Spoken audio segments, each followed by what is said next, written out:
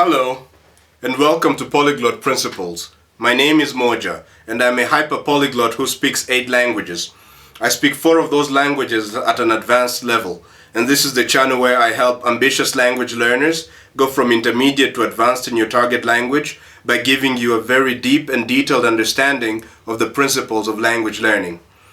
So, this video is my in-depth video. So typically I publish shorter videos from Tuesday to Sunday, where I give you just a teaser of some of the language learning ideas, and then on Monday I publish my main video, which is an in-depth video where I go really deep into some aspect of language learning. So the Monday videos are published every Monday, such as today, at 8 a.m. Central African time, and then Tuesday to Sunday at 3 p.m. Eastern Standard Time I publish my shorter teaser videos. I call them one for the road, just one small idea that you could use to help you make some progress in your language learning journey. So let me just, before we go into the subject of today, which is how to handle criticism in language learning, I want to first begin by telling you, who's this channel for? What are the characteristics that people who love this channel, what are the characteristics that they have in common? The first thing is that they're ambitious language learners. They're people who are not happy. They're extremely ambitious language learners. They're not happy with just being average or speaking a language being decent at a language. They want to become fluent. They want to speak a language flawlessly, beautifully. That's one of the characteristics that people of this channel have. They're ambitious, extremely ambitious language learners. The second thing is it's designed for people who are at an intermediate or advanced level and want to become more advanced. This channel is also for such people. And then the third characteristics that members have is they also don't like us to understand things shallowly. They like to go really deep and understand how to learn a language. What are the principles? How does it work? And so on. So those are the 3 qualities that members satisfy. So if you meet all these 3 qualities, you're an ambitious guy and you...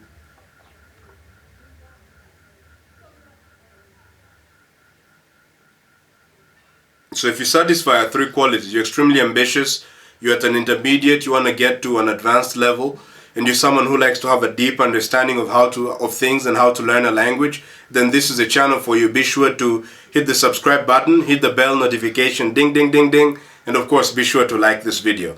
Now let's actually jump into the contents of the video, and as usual I have a question for you. How do you handle criticism in language learning? Because it does happen. How do you handle criticism? What do you do when people tell you you're mispronouncing something, or maybe they're even harder, like you're using basic language, you're too repetitive, it's your pronunciation is bad, you don't have a good accent, whatever. When people criticize you, how do you handle it? What method do you use? Just go to the description of this video and let me know. Okay. So let's jump into this. Pause the video, write down how you handle criticism, then come back and see if your ideas agree with mine. This is going to be a fun exercise for both of us. Alright, let's now dive into... Oh wait, let me make sure the camera is actually recording. One moment. Yes, the camera is recording. Great.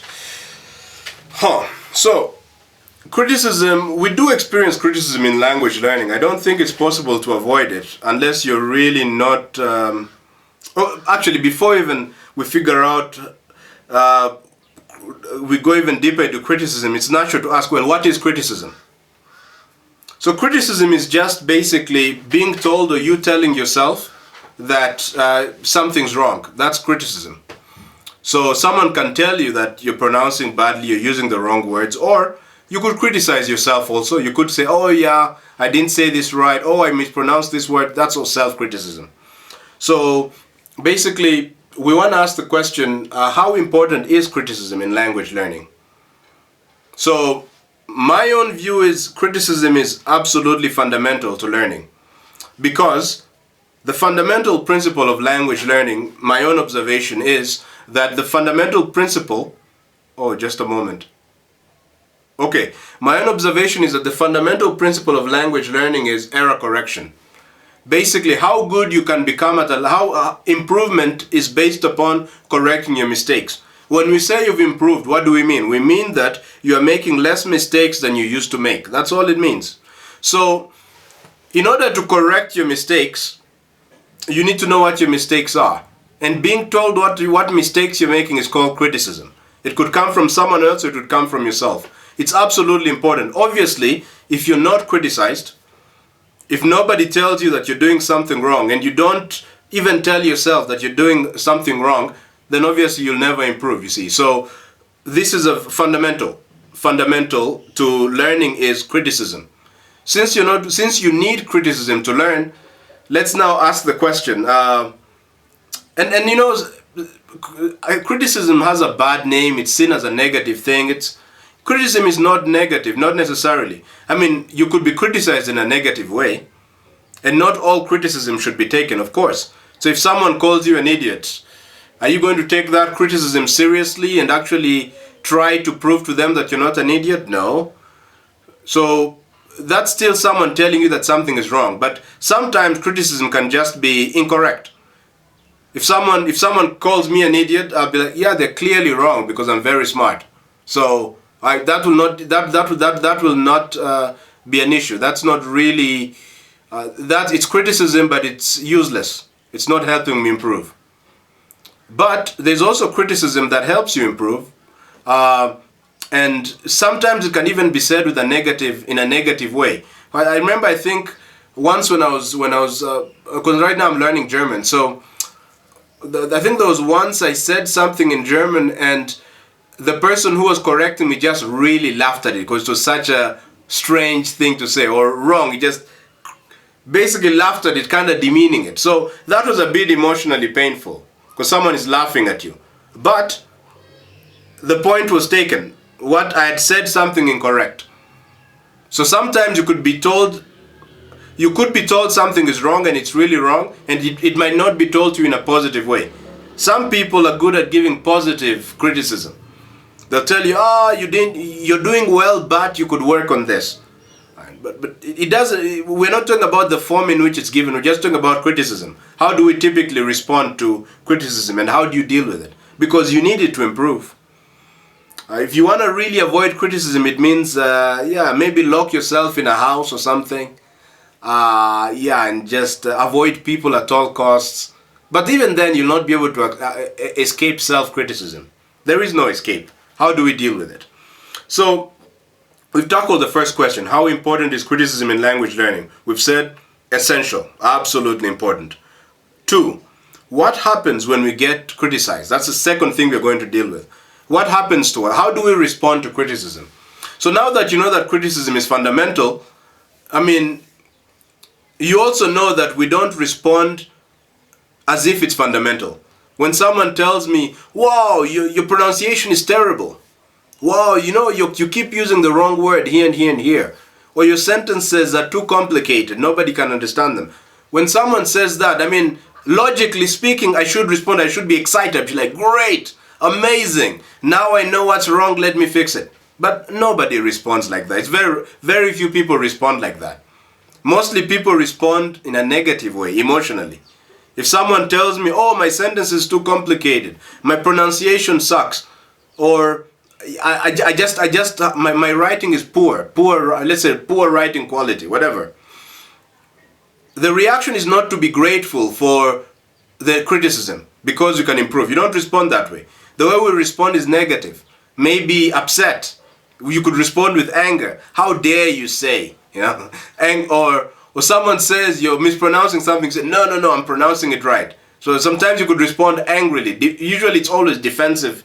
Mostly it's defensive reaction. Sometimes you can just feel sad, I really am a loser. I'll never amount to anything, and blah, blah, blah, blah, blah. That's kind of like a depressed reaction. But whatever the reaction is typically negative. And this is actually one of the things that stops us from learning, because we need the criticism. Whenever someone criticizes you, you respond negatively, which means that you're gonna avoid situations where you're gonna be criticized, isn't it? Because you don't want to feel bad. Problem is, the more you do that, the less you learn. So now because obviously we don't want to be that way. You want to be the kind of person, in order to learn, you want to be the kind of person that can take criticism maybe take the negative emotions out of it and learn from it and get better. And you especially need this for language learning. So how do you become that kind of person? In order to understand how you can become the kind of person that handles criticism well, let's ask the question, why do we respond negatively to criticism? Why do we respond negatively when criticized? That's the question we're tackling now. But before we tackle that question, I'd like you to know that everything I'm talking about now, I've written it down in very detailed notes. So if you listen to everything if you watch this video carefully and you read my notes on the topic, your understanding of how to handle criticism will be greatly enhanced. So if you just, after watching this video, if you go to the description of this video, you'll find a link to my notes. You click on those notes and you'll have a really deep understanding of how to handle criticism. So let's go back now to the topic at hand. And the topic is, the issue we're now tackling is, why do we respond negatively to criticism? When someone tells me, your book, your book is dumb, or your book just doesn't make sense, you just don't explain ideas clearly, it's hard for us to hear what you're saying, or you have low self-esteem, whatever the criticism is. Why do we tend to respond negatively? Here's the reason. We respond, this might actually surprise you, we respond negatively to criticism because we're identified. For example, if let's say I write an essay in a language, and then you tell me, yeah, it's a terrible essay, doesn't make any sense, I have no idea what you're trying to say. Let's say you give me that feedback. I respond negatively. Most likely I'm going to respond negatively, right? Most people will respond negatively in this situation. So let's suppose I have techniques for handling this, but let's suppose I didn't have the techniques. The normal reaction is just negative. And the reason why, maybe I might respond angrily. How dare you criticize my essay? And the reason I'm responding negatively is because I actually think I am the essay. This is what might sound a bit crazy to you. I think I'm the essay. Because the reality is, logically speaking, I am not the essay. There is me, and then there's the essay that I wrote. If you criticize the essay, you've criticized the essay, you haven't criticized me. That's logically speaking. If you came and told me, oh, I hate your shirt, or maybe you told me, yeah, that shirt is like old-fashioned. Logically speaking, you've criticized the shirt, not me. But emotionally speaking, we respond as though we are personally attacked. If you tell me my shirt is old-fashioned, I respond negatively with anger because you've not attacked the shirt. As far as I'm concerned, you've attacked me. Which means I believe on an emotional level that I am the shirt. If you criticize my essay, I respond emotionally as if I have been attacked because I am identified with my essay. I believe I am my essay. If I speak a language and I make pronunciation mistakes, and you tell me, oh yeah, do you know you really mispronounce this letter, or you just have difficulty producing such and such a sound. I respond emotionally, maybe upset, or maybe feel like, oh, I'll never succeed, blah, blah, blah. The reason is, again, because I believe that I'm not creating the distance between me and my performance. If someone criticizes my performance, they've criticized me. I believe that I am my performance. And this is the reason why. This is the reason why we respond negatively to criticism. Because we are identified with our appearance, with our performance, with our work. We believe that we are our work. We believe that we are our appearance, or we believe that we are our performance. And this is the cause of the problem. Logically, you know that you are not your work. Your performance is not you, it's just your performance. But emotionally, you don't know that. Emotionally, you feel you are your work, you are your performance, you are your pronunciation. If someone criticizes your skill in a language, they've personally attacked you. Obviously, this is a problem because, what happens, especially if you respond, if you become, this is all defensive. If someone criticizes my essay and I become upset or defensive, I say, no, this person is just not sophisticated enough. They don't really understand. This person doesn't really understand how to assess things, or my ideas are too deep for him to understand, and so on, or the person is too harsh, and so on. Whenever you respond that way and you let your mind be dominated by this negative response, what happens is that you don't learn anything from you don't learn from the feedback. If someone tells me that, look, your sentences are too long, and I refuse to hear that, what's going to happen is I'm not going to learn. I'm going to continue to write very long sentences. Whereas the better approach would have been to look at the sentences and figure out if the person is right or not. And then it might turn out that some of my sentences are good and others really need to be made shorter. You see? So, but the problem is with a negative reaction to when we become identified, we begin to feel that we are our performance. What tends to happen is that we don't listen to feedback. We don't learn anything as a result. So this is just one aspect I've just been giving you, why we respond negatively to criticism. Here's the other thing. Another problem that does not seem like a problem, and this is praise.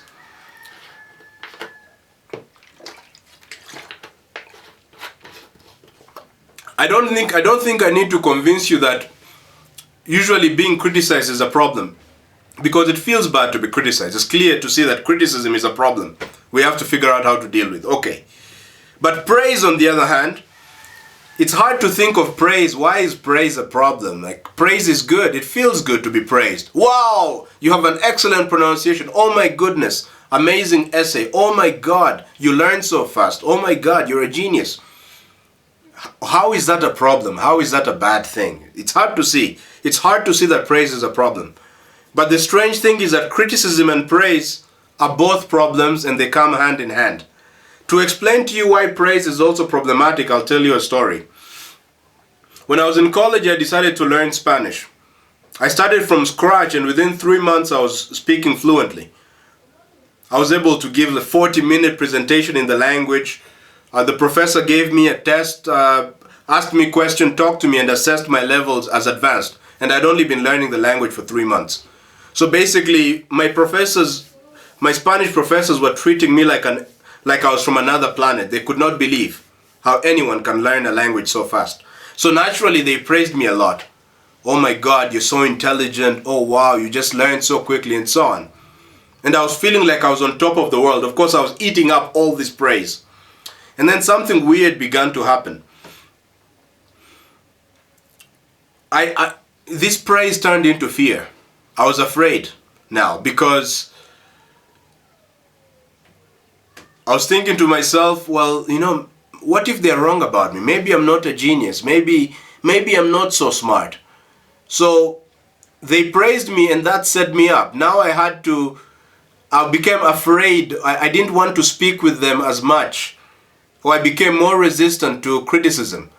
I became more resistant to making mistakes. I didn't want to make mistakes. Why? If I make mistakes, maybe they'll realize they were wrong about me. I'm not really as smart as they thought. And so, to avoid all of that, to avoid destroying the perfect image I think they have of me, I better not make any mistakes. And what happens when you avoid mistakes? You don't learn anything. See how this works? This is why praise is also a problem. Because when you're praised, it's very easy, especially if you're praised a lot, it's very easy for it to get to your head. And praise works in the same way as criticism.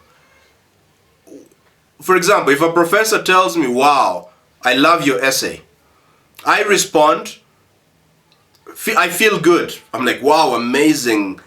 Why am I responding that way? Because, again, I believe that I am my essay. So that when my professor praises my essay, I'm responding as if I have personally been praised. Now, this is a setup, obviously, because I have already accepted through praise that I am my essay. If, let's say, I make a speech in the language, I start speaking, and the professor says, wow, amazing, amazing, that was such a great speech, unbelievable command of the language, and so on, all these compliments. Then I respond with a lot of joy and excitement. Why? Because, again, I've accepted the idea that I am my performance. So, once I accept that idea that I am my performance, now I've just set myself up. Because next time, the professor will say, oh yeah, yeah, your essay is not so good, or you've made so many mistakes. This is poor quality of work. And now, because I've already identified that I am my essay, when someone attacks it, I'm going to respond negatively. Because it will not be an attack on my essay, it will be an attack on me. And the reason that happened is because praise set me up and got me to think of my essay as me. You praise my work, you've praised me. Which means, if you criticize my work, you've criticized me. This is why I'm telling you, praise and criticism, both of them are, they're two sides of the same coin. Both of them are basically enemies of learning. Criticism, typically what will happen is you'll become too negative and you'll stop learning. You don't want to watch your mistakes or anything. And praise, on the other hand, is also a setup. Praise will get to your head so much that you become afraid to make mistakes. You start avoiding your imperfections. You start avoiding learning. And of course, you never get better.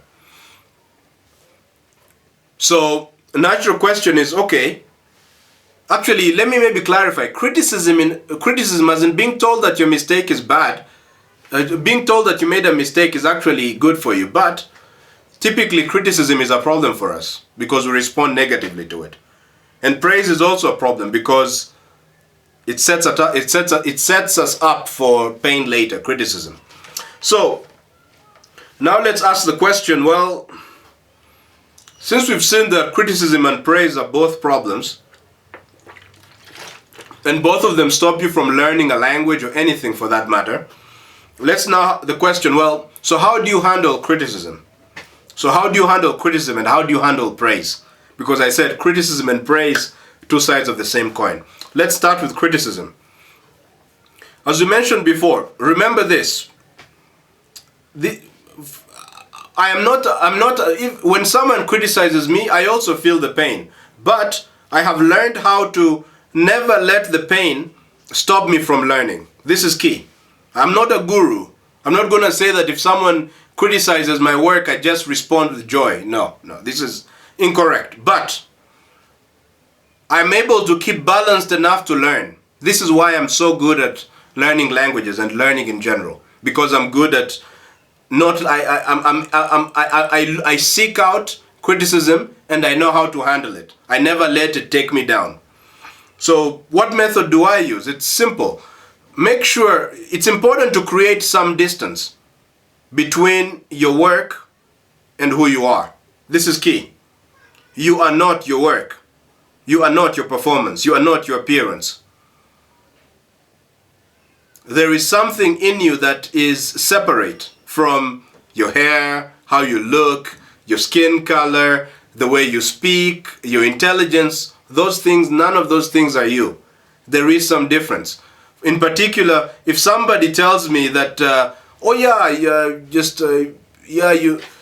you're terrible at this, you're really bad at this. The technique I use is to distance myself. I say to myself, mentally I say this: I am not diminished by this criticism. Which means that you're criticizing my work, but you're not criticizing me. Therefore, because you're not criticizing me, I'm not less of a person. I'm not diminished. I am not less because you criticize me. If I sit down and write a bad essay, I am not less of a person than I was before I wrote the essay. I'm still the same guy. I just wrote a bad essay. This is all. I am not diminished by this essay. I am not diminished by your criticism. I say this to myself mentally.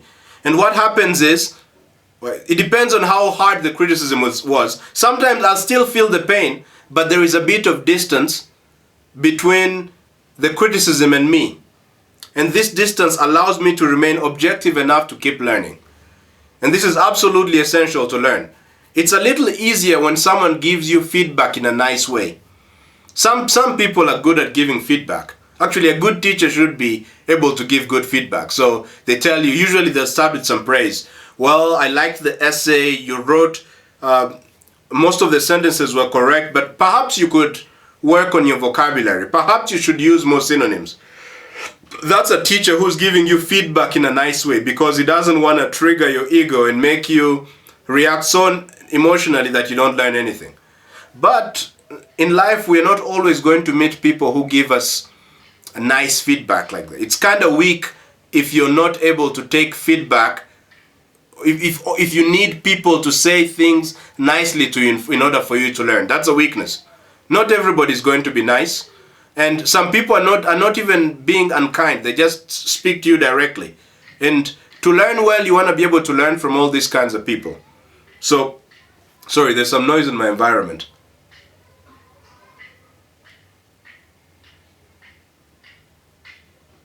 Yeah. I think there's like a building project going on. So yeah, we'll just continue try to do our best here. And now I've totally lost track of what I was saying. Very good.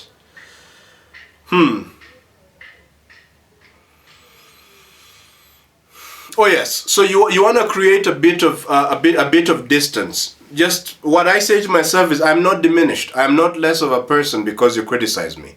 Oh yeah, here's what I was saying. In the world we have a variety of people. And not all people are trained teachers who are going to soothe your ego as they give you advice or tell you what you're doing wrong. Sometimes it happens a lot. People will just tell you directly, I don't like this sentence. This sentence is irrelevant. Or, no, you don't say it like this. This is how you should say it. No, that's the wrong word. Someone can tell you like that. They're not being negative. They're just being direct. They don't have time to soothe your ego. And you want to be able to learn from all these people because they're giving you useful feedback. And one of the things to do is you want to keep your ego in check. In particular, you want to create some distance between you and your performance. When someone says, hey, terrible performance, you say, hey, look, I am not diminished mentally. I am not diminished by this statement. Or you could say to yourself, they're not criticizing me, they're criticizing my work. If you say that to yourself, it doesn't mean you'll be liberated from the pain. You'll still feel the pain of being criticized, but you'll be able to handle the pain and continue to learn.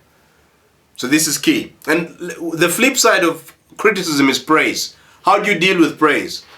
If someone tells you, I've experienced this a lot because I'm such an effective learner. Especially with languages, I receive a lot of praise. Oh, wow, amazing, really smart, and so on. You're a genius. You have natural talent for language, and so on. I receive a lot of praise. So, or let's say someone is correcting my work and they tell me, wow, great sentence.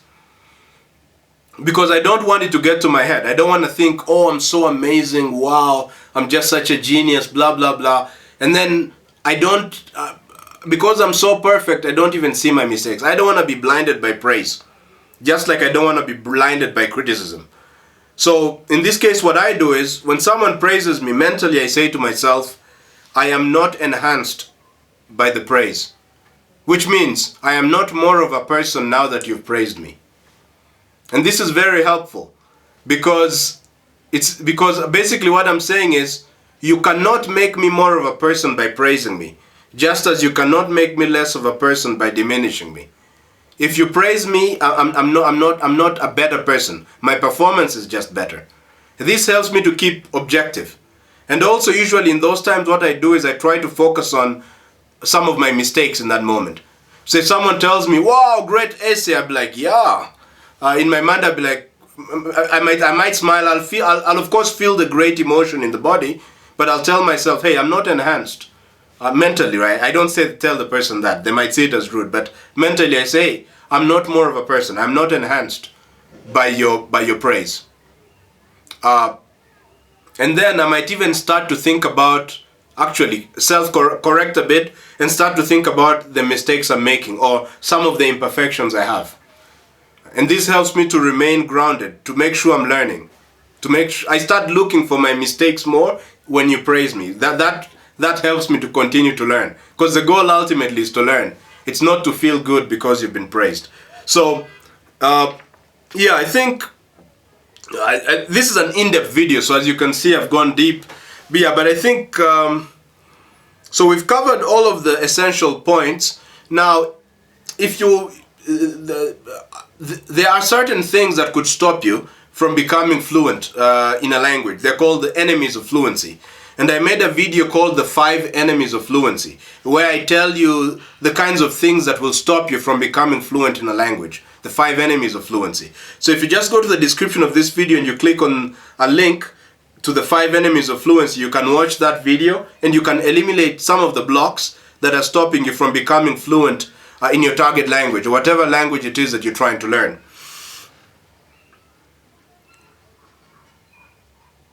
Now,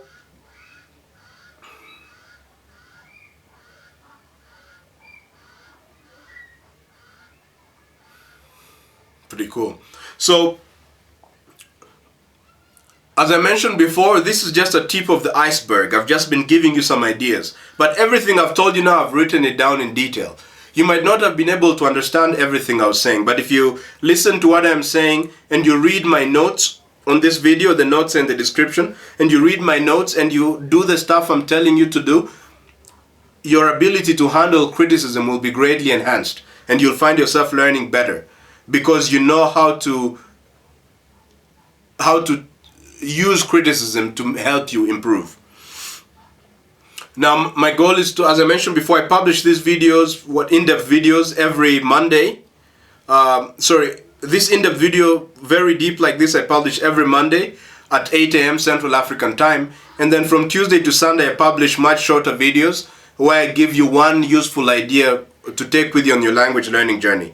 Those are usually from Tuesday to Sunday at 3 p.m. Eastern Standard Time. Now, my goal is to have 3,000 plus subscribers on this channel by August 1st, 2021. So if you have any idea how I can do it, please send me an email. And by the way, of course, if you have any questions for me, feel free to send me an email.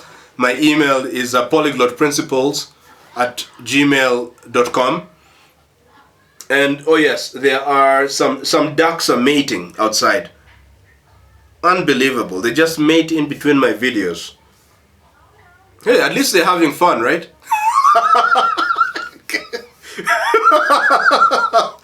Oh, well, yeah, okay. I don't think it's appropriate for me to show you mating ducks. And there's 3 of them mating, one on top of, oh my goodness. Okay. Hey, I gotta cut the video and watch the show. But thank you very much for watching this video. I hope to catch you on the next one. Bye.